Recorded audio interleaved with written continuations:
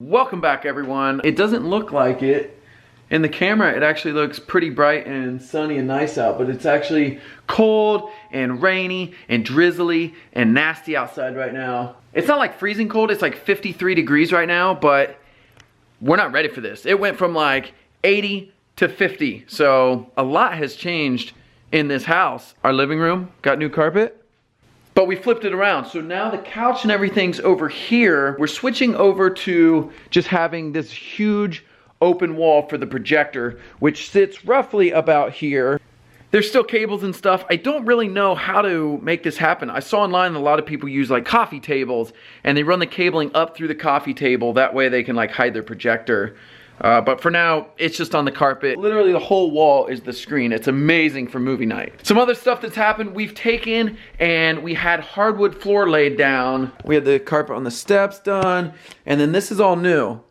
Room's still trash because we're like trying to organize certain rooms first. This room was hardwood floored. And this is gonna be like the new computer room, whereas it was over there, now it's over here. I'm not gonna lie, the whole reason for that is there's two doorway entrances over there, so you have to keep more of the area clean and clear so that you can get through. Whereas this room only has one entrance, we can put all the computer stuff here, and then we have this whole huge open square cube for VR. Literally, the VR has dictated that this room will be set up like this, just so we have a huge open cube to do VR, because you need a lot of space with VR unless you're like doing it seated with a controller, but it's not as interactive. So yeah, there's still a ton of work to do to get all this stuff organized and situated. It's really not my forte. I don't really know what I'm doing. Can you see the rain? It's like just drizzly.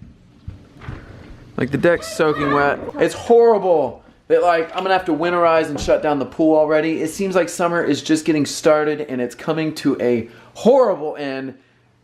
I don't want summer to end. It's a cold, dreary day. Jess, you look like you got some interesting thing cooking. What do we got going on here? Chipped beef gravy. Chipped beef gravy. And what do you put this chipped beef gravy over?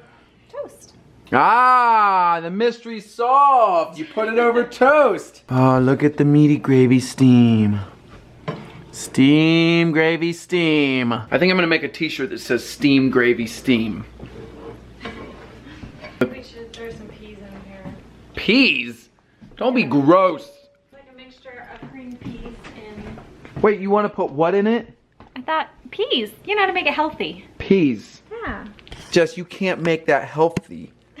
That's gravy and like fake meat. It's really not all that bad. This is probably too unhealthy for you. You better just let me eat it.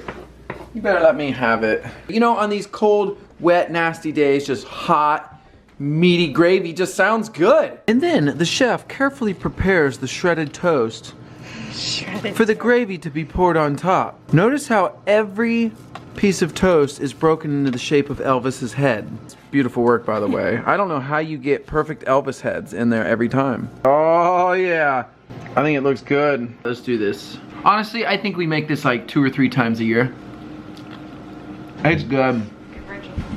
It's warming my soul from this cold day. It looks terrible. You want to try it? No. It was called poop on the shingles. Poop on the shingles is what this was called. Yep. But they don't say poop, right? They don't say poop. Yeah. That's crazy. So I learned more detail why this was called poop on the shingles. I guess I got gravy in my throat. I guess back then they didn't break the toast, so that was like the shingle. And then they poured the gravy over it. And since the gravy looks so bad. Well, it had ground beef in it, not chicken. Chunks of ground beef. It was with ground beef. Yeah, I can see how that would look Yeah. kind of bad. So, anyway, it's pretty good. It's simple, super simple meal. Like, it's no 5-star restaurant. Maybe 4-star meal. But try it. Poop on a shingles. Google that. Google that recipe. It's good comfort food. I wouldn't Google that. I don't know what would come up. Don't Google that, people. I don't know what would show up. Although that term's probably pretty widely used. All right, we're Googling it for you. Shingle. Oh, there it is. Oh, it did. Oh, that one does look like cheese. And they put peas on it. Yeah. That's why, all right.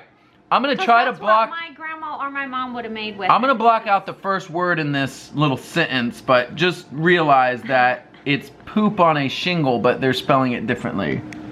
And there's the first picture that shows up. Wait, can you see that? So the toast is the shingles. It's pretty popular. And with the peas. And that's subconsciously you wanted to add peas to it. Yeah, but that's a real what we thing. would bait with it was peas. Oh, that looks real bad. That looks bad. That's made with the ground beef. That's where the name came from. Show 'em that. All right. Here's another version of it from actually a YouTube video. That's where the original name came from because it was made with ground beef. I mean, they made it look bad. They definitely made it look bad. That look any better. Except they piled the beef really tall in the middle. I don't know. Hey, you make it's good. I don't know what that would taste I've never like. made it like that. That's funny. It wouldn't have as much flavor. Well, this has been another episode of Poop on the Shingles with Dale and Jessica.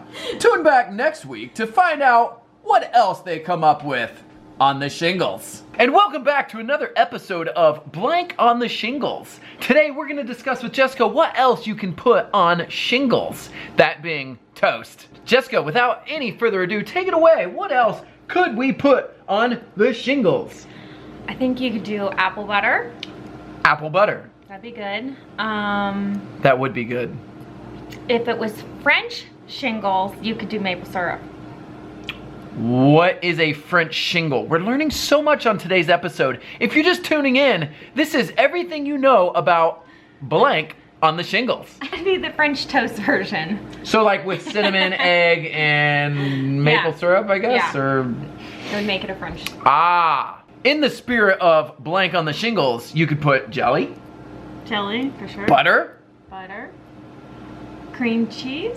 cream cheese. Well, this has been an insightful episode. Tune in next week where we discover what you can actually do with the shingles after you eat them. I'm Dale Atwood for Blank on the Shingle. We'll see you next time. Hey Conrad, you ready to start this project? All right, we're gonna do a project. You ready, Dale? Yeah. You are? We're gonna build and launch our very own rockets. It's cool, we'll build these. You have to glue and paint them and everything. Hey, let's bring the table in here and then we'll build these beasts. This goes over 1,150 feet in the air. Does it go into the clouds? If the clouds are at 1,000 feet, it will.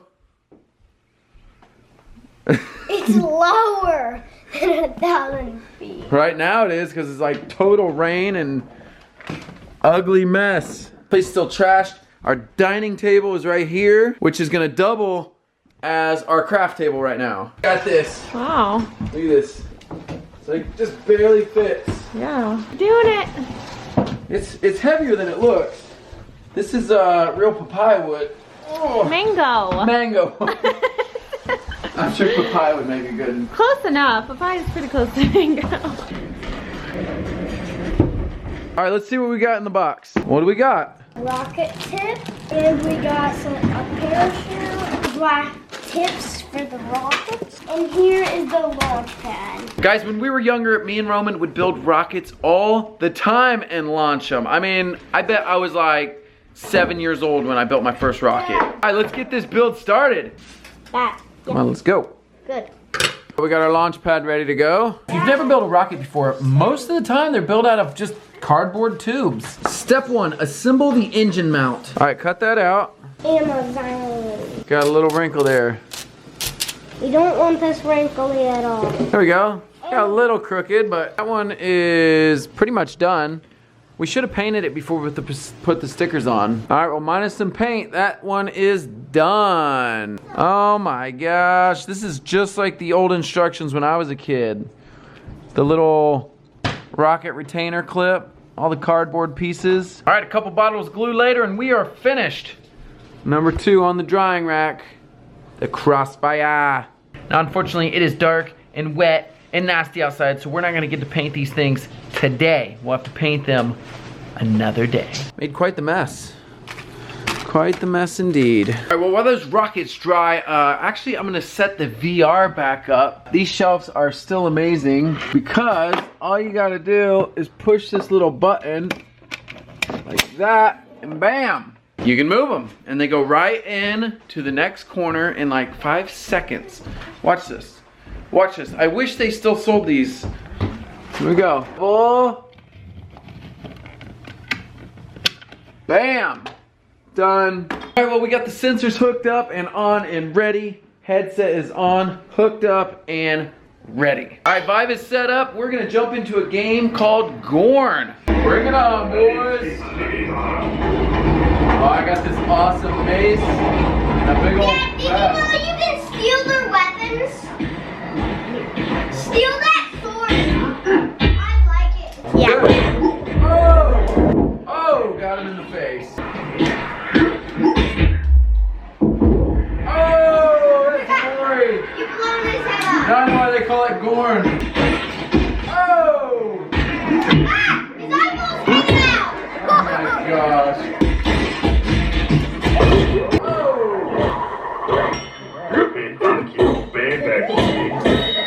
That game is intense and very gory, actually. There's just like cartoon splattered bloodness everywhere.